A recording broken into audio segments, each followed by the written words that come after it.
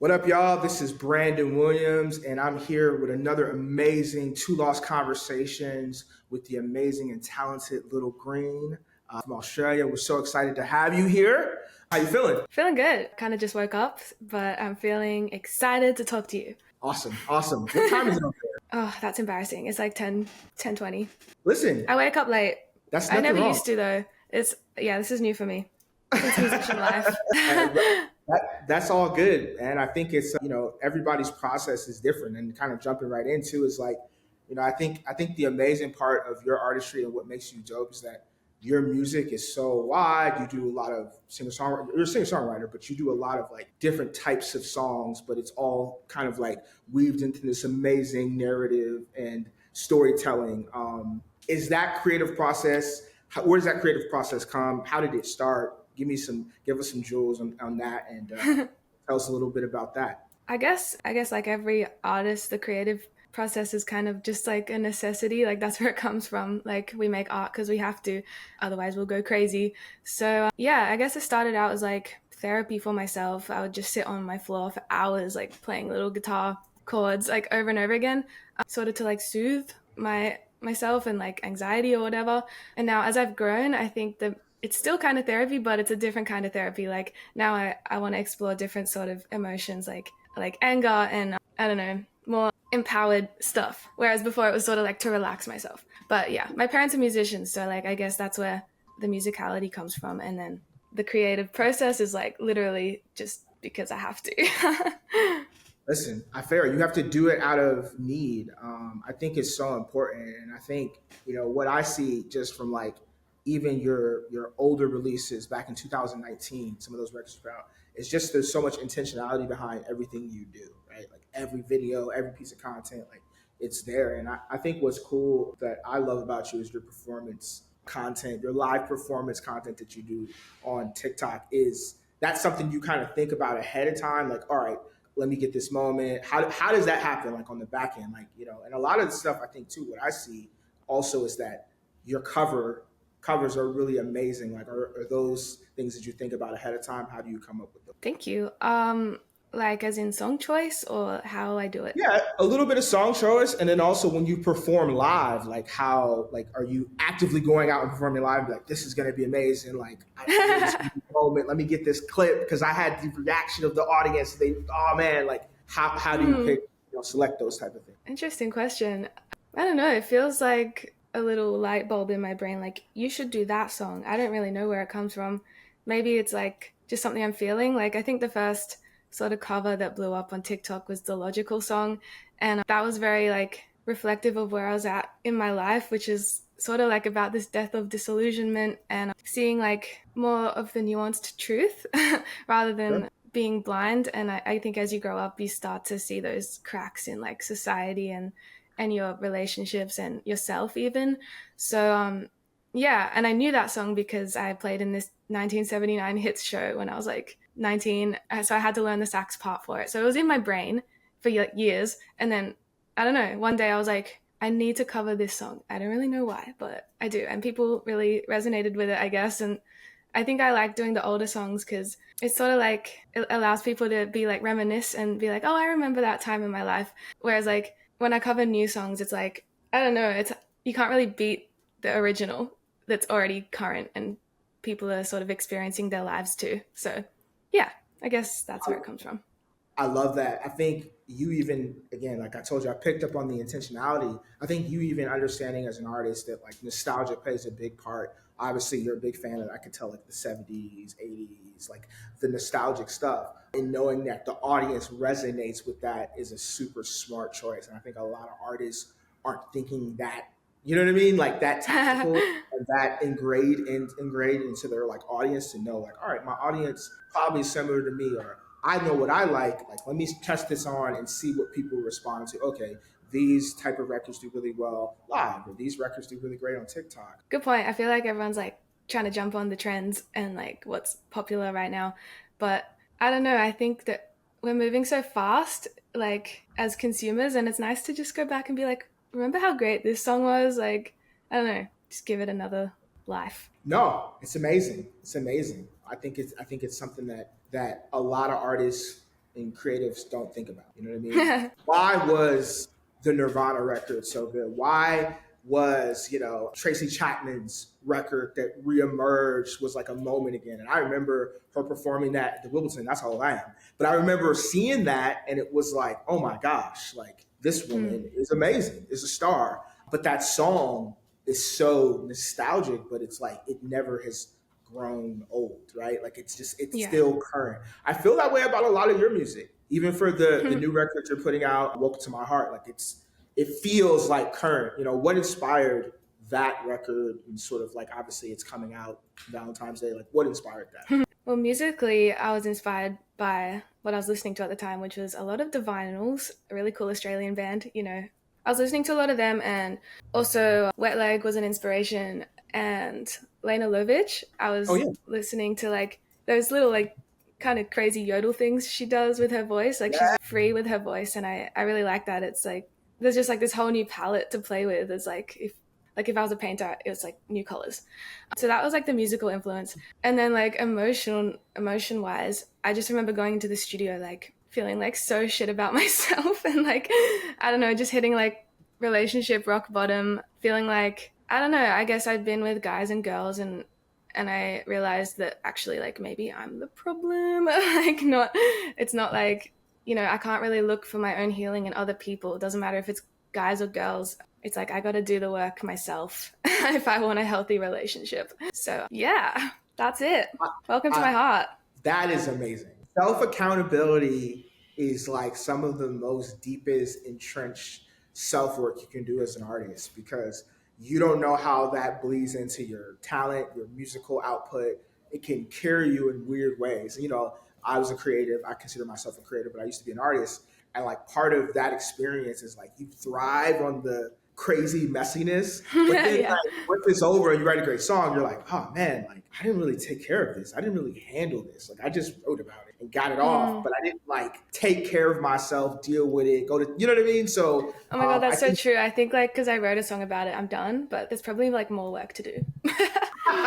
well, the first start is admitting and being honest Yeah, with yourself. And I think the honesty and exactly. transparency in your music is so amazing. Like, in your records, you're very, very honest about things. And I think that's super dope. And you're probably inspiring I'm sure you get this a lot. I'm sure you inspire other people to be open and honest about their relationships and who they date, how their woes are. And I think fans probably connect a lot with that as well, I'm sure. I hope so. I don't know. It's hard to tell, but I think yeah, honesty is really important and authenticity. And I realized that like I can only be as authentic in my songs as I am with myself. So I think that's also a big like part of this song is just acknowledging the truth that I don't want to look at. And like the whole album, it's like Parody of Paradise, and that's what it's called. And it's like it's just acknowledging that actually things aren't just like rosy, and they're also not just like nihilistic and hopeless and bad. It's like I don't know, you can only be as truthful as you are with yourself. So yeah, that's the inspiration as well. It's good. It's a nuanced conversation. Really.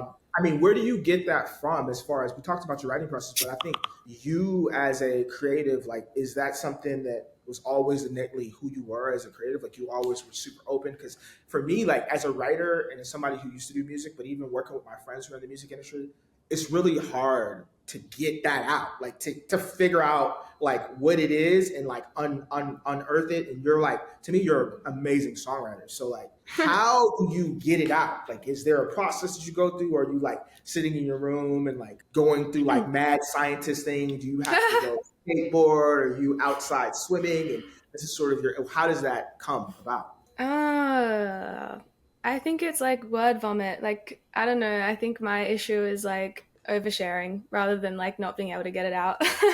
Like for me it's like I don't know, is this necessary to say? Like I journal every day. It just feels like it's constant. I don't know, like if I don't get it out of me, I'll explode.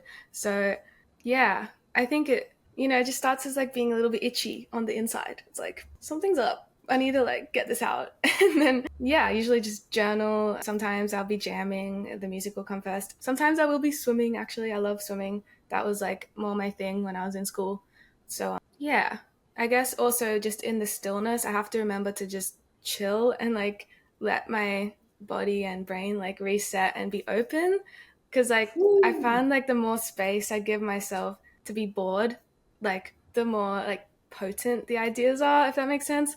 And like that's a really scary thing because like we're so stripped of our boredom these days with technology. So it's like you have to be so intentional about it. Like I suck at it. Like I'm like always on social media right now. It's terrible. But yeah, something I need to probably get better at. No, you're good. I mean, I think that's a challenge for a lot of artists too, right? It's like how much consumption do you have versus how much output you have, and like Mm, juggling that as an inspiration is really hard. But you said something that I think is really poignant in the fact that you have to live life. Like I think part of songwriting and as creatives, you want to just like go experience or just write the experiences, but you're not like sitting with the experiences, right? You're not like, sitting with the feelings, the emotion, and being still, mm, having that still time. And I think that that's really cool that you mentioned that, and that's part of your process. And I think a lot of totally. people who are in creative spaces need to hear that. Yeah, it's really hard because like I don't know, I feel like a lot of creatives are so hard on themselves. Like you always have to be productive, but it's like, dude, it's literally productive to just like go sit on the beach and watch people. Like as an artist, that's kind of your job. That part, I But it love feels that. so bad. It feels like you're not doing anything. Like, oh, I'm so guilty. Like everyone else is out there like busting their asses, and I'm just sitting here.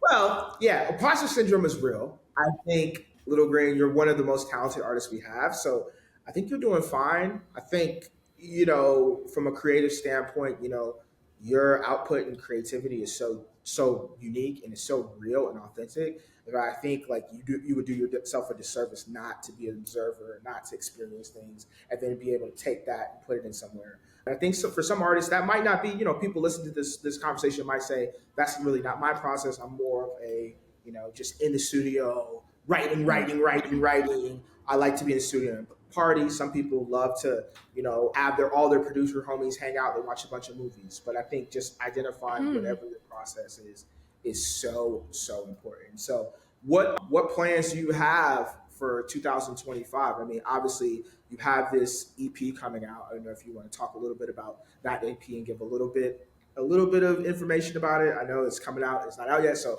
anything that you want to share about that? Yeah. So yeah, 2025 is I've got an album coming, hopefully some shows. I think there's a couple lined up. And I don't know, I feel like that's about it. Just album stuff. I think it's going to be good to get this album out of my system because it is very like just acknowledging all those ugly truths that was sort of holding me back. And I think once this is out, it's like, I don't know, I'll just feel a bit more free to like just make whatever I want, really. Like I don't have to deal with this inner stuff that's in the way. So yeah, I think May is when the album comes out. New single, obviously, as you said, Valentine's Day, and yeah, some shows in Australia. Hopefully, I'll get back to LA one of these days. And we talked about that earlier too. How important it is for you to represent Australia, because I mean, we kind of talked about it. Like representation is a huge thing as an artist, right? And like I kind of talked about it before, like community, and I think it seems like you have a strong community in Australia. How is that, and how important is representation for you in this sort of 2025 wing as you're starting to get yourself out there more and more? Yeah, I think it's important for like as many sort of different people to be represented as possible in the world, like I think it's just like the world is so colorful. So, yeah, I think I guess in Australia you can feel a bit like you're on the outside of the entertainment industry and yeah, I don't know, but there's so much cool Australian music. Like if anything, I just want to have a platform so I can like tell everyone about all the Australian music I love. Like I'm wearing Amel and the Sniffers right now. Do you know them? Okay, I got to check. They're a really cool Australian sort of like punk band. And yeah, the vinyls, like Chrissy Amphlett was such a trailblazer. You talked about just being an Australian artist because I think that's a nuanced conversation, right? We just had the Grammys. We have so much independent places like you have the Bay, you have what is going on in London, all the different scenes there are in London and music and all the different communities there. And I just Mm, think there isn't a lot of focus on Australia. We talked about your sister place, New Zealand, and these other places don't get the type of coverage. And so I just wanted to true. understand just like how are you building community within Australia? And you kind of talked about it a little bit, but if you want to Yeah. talk a little Uh, bit more about how you're building community, maybe the artists that you're working with that are in that community, and potentially maybe what shows you're playing in that community as well. yeah, I don't know. I think maybe I don't really know how to build community. Like that's a tough one because artists are so isolated. But yeah, I'm gonna think about that. How I could be building community. I mean, like there's things I've done that have built community in my little world, like during lockdown and writing like a song every day and like connecting with people online and just being like, what should I write about today, and that sort of connection. But like in terms of musicians and producers and whatever, I don't really know. I'm very like introverted. Like I don't really want to hang out with people, which is terrible. Like I do, but I don't. You know what I mean? It's like I get energy from being alone until I go crazy, and then I have to go hang out with some people. But I think it's really cool, like what you guys are doing, sort of giving a platform to smaller artists to like share their stuff. Yeah, I mean, this Two Loss is great. I mean, it's an amazing platform. We're really trying to beef up our community aspect and make sure that we are giving a spotlight to independent artists like yourself. Because, like you said, there's it's so. First of all, music is homogenized in a way where everybody is kind of taking from everything, and I think that's why it's interesting with your music because I think you have a specific type of representation. It doesn't feel like you're inspired by somebody else doing something. All your inspirations you talk about were Australian born. I know you have other inspirations, but it just seems like this is authentic to you.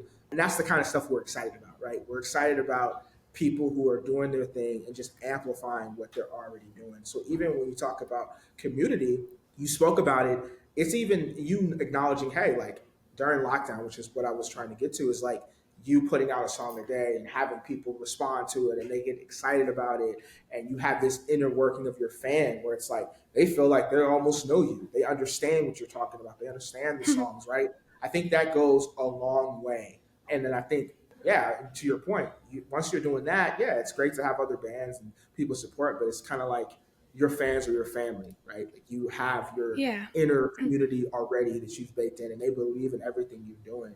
And I think that's awesome. Like I think that is the question, like how you're building community, and it doesn't have to go into collaboration because collaboration is sometimes a slow burn, right? Like you gotta brand yourself, figure out who you are as an artist, collectively figure out your positioning, and then right, like figure out who I can add to this, or co-main on the record. But yeah, our platform's great. I mean, I think the biggest thing too is like even with some of the features we have, some of the things that we have on our platform, I think it gives independent artists a lot of autonomy to be able to kind of like utilize, whether it's the licensing cover stuff or it's some of the tools that we have for discovery mode and things of that nature. It gives a lot of the power back into the artist's hand. Even with you all the way in Australia, you can touch people in a lot of different places and interact with the platform in a way where you can have that community as well. So Yeah, it's really cool. You're just like a spider web connecting all these dots. So I love it.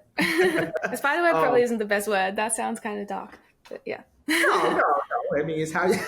You know what I mean? I'm tracking exactly what you mean. So yeah, I mean, you talked about shows. You're going to play some shows in Australia. Are there any other things that you're doing in 2025 that you're like super excited about, or that you're on the horizon that you give us a sneak peek about a little bit? This is probably not related, but I'm really excited to go see my sister in Hawaii. That's That's amazing. definitely what I'm looking forward to. She also makes music. Her name's Holly. But yeah, Little Green wise, I don't know. I'm very excited to see where this year takes me. But yeah, it's really just album and shows. I mean, what else is there? What else do artists do? No. I didn't know if there was a no. That's what I'm saying. Like, I didn't know if there was anything like you maybe having a performance in Australia that's going to be coming up that you're really excited about, maybe a potential, venue that you've been dying to play, that you've been wanting to play your whole life, that you're about to play, anything like that. That's what I was asking. Oh, nothing I Because can you play a lot of announce. shows. I mean, to ask, how many shows do you think you play a year? Oh my gosh, I don't know. It's so up and down. I've never counted, but yeah, it's very like they all seem to come at the end of the year, and then there's like just nothing. um, Fair. How do you prepare for your shows? Because to me, your hmm, stage presence is so amazing. Like that's not something that everybody has. oh, thank you. That's something I've definitely worked on. I think the preparation for live show is like for me, it's been an ongoing process rather than like each individual show. Like I don't really have a routine. It's just been like an ongoing sort of like confidence building. I did some acting classes and just Wow. like reading and watching and like just absorbing all these performers on YouTube and just yeah, sort of looking at externally to like find the bravery in myself to just be like childish, I guess. Like I find the best performers are just they look like kids, like uninhibited kids. Like their moves aren't perfect or whatever. They're just embodying the music like a child would. And I guess that's what I aspire to be like. And then yeah, actually before the show preparation, I don't know, write a set list. Think about what I might say in between in between songs. Try not to be too awkward and oversharey. And now I'm sort of working towards this band setup, which is super exciting because I've been playing solo for so long. Yep. So yeah, now it's just kind of like getting the band together and really tight, and visually what I want it to look like. And yeah, I don't know. Is the band all trust me, that's amazing. It sounds amazing. Is the band all based in Australia as well, or Yeah, yeah. I figured, but I just wanted to ask. Sometimes you might get. Did you guys all meet from Like, how did you guys meet? Like, how did you meet your? Because finding a band, like a lot of artists probably know this. If you don't know, it's one of the hardest things ever. I had a band of artists, Yeah. and I've managed artists that had bands, and finding the right collective of people that you can tour with, you can play shows, Mm. especially if you're a performing artist and you perform a lot, is one of the key components of being great. Like, you have to find a good setup, someone who knows, like, hey, when I put the mic down, this is your time to hit the hi hat and hit the trombone here. When I do this, I want you to, like it's a lot. And so, how do you go about that? Like, is there a certain thing that you're looking for a bandmate, an artist, a person you're performing with? Like, is there something specific you're looking for in that collaboration? Well, I think they just have to be good people. Like, what does that even mean, though? Good people. I don't know. What am I looking for? I guess people who can have like a sense of egolessness and just be the music, because that's what I want to be. And I think that's like my ethos as a musician and an artist is like I'm a vessel. And so people who just love what they do and use what they do to like transcend and communicate and like I don't know, people who can just have fun, people I feel comfortable with to be myself. Like if someone doesn't make me feel good about myself, that's not going to be a good person to have in the band. It's very much a work in progress right now. I've only done like one band gig, and the guys we got were like very last minute, but they smashed it and are total legends. So yeah, I don't know. I don't really know. They're in Melbourne though, and I'm in Sydney, so Yeah, I was gonna say it's that's hard. my question. Because Sydney to Yeah. Melbourne is not close. Nah, it's a bit of a trek. But hopefully, I don't know, when my sister comes back to Australia, I'm hoping she'll be in my band. She's a really good drummer. That's awesome. That's amazing. Yeah, it'd be amazing to say, oh, that's awesome. Yeah, I was curious because yeah, it's just again, it's one of those things that I think is like underappreciated, right? Like the process of you finding the right vibe and the right type of people. And you can Mm, have one particular person who has an ego, and it just ruins your whole vibe. And it's mm. so that's important. And so I was just curious about that. But that's amazing. I mean, all good things, all great things. True. Sounds like you have a Oh, lot of great things. but also I want to watch people perform at the same time. So like egolessness, but also like look at me at the same time. That probably doesn't make any sense. But No, like it makes perfect sense. You need people who are self-aware, is what I think it sounds like. yeah, You need that's a good people that word. know how to turn it on, turn it off. Mm, Like, hey, mm. I'm Little Green, you're not Little Green, but also like I'm here That's not what performing. I mean. No, I'm joking, I'm the but star. yeah, exactly. That's what I'm saying. Like, you gotta know, and then they gotta when you need them to hit their drum solo or the guitar solo or whatever. Yeah, But that's what I'm saying. It's important because that communication can be really difficult, and people have to have no totally. ego. So, Yeah. uh, And I but also yeah, want them to push me at the same time. It's like I want people that are so good that I'm like, God, I gotta level up. do you feel like you push yourself too much? I think I have had a history of that, but not so much these days. I think I could be pushing myself harder, which is something someone who pushes themselves would say.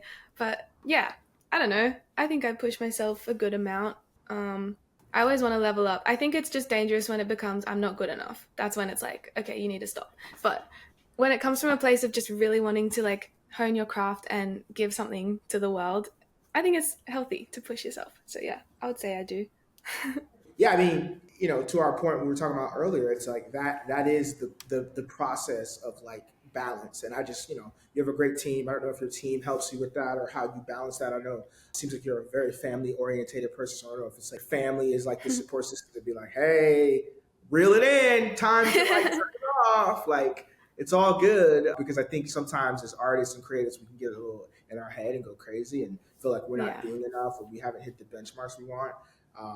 But we are, and it's a process and a journey. And the part of being an artist and a creative in this industry is loving the journey and loving every step of it, loving all the things that are happening and nuances that you learn. So Yeah, totally. I went camping with my friends the other day and I was just like, oh, I need to do this more often. Just totally get away. It's like, I just feel like you're constantly thinking about it otherwise. Like, just need to yeah, unplug. listen, that's the best thing. Well, yeah, I mean, this has been a great conversation. Before we let you go, is there any other shout outs you want to give out to? Obviously, tell people about where they can find you. We obviously have your new single. Just anything you want to let people know before we sign off. Yeah, check out Little Green Music on Instagram and TikTok and Spotify and Apple Music everywhere. You're good. Welcome to My Heart comes out Valentine's, right?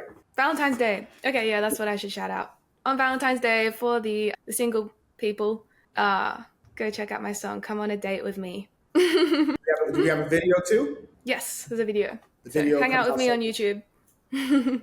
Okay, sounds good. So everybody check it out. Get very acquainted with Little Green. We really appreciate you in this Two Lost conversation, and we'll see you again. Thank you for having me. Oh, I should shout out Too Lost, actually. That's my shout out. Thank you so much. I love your work.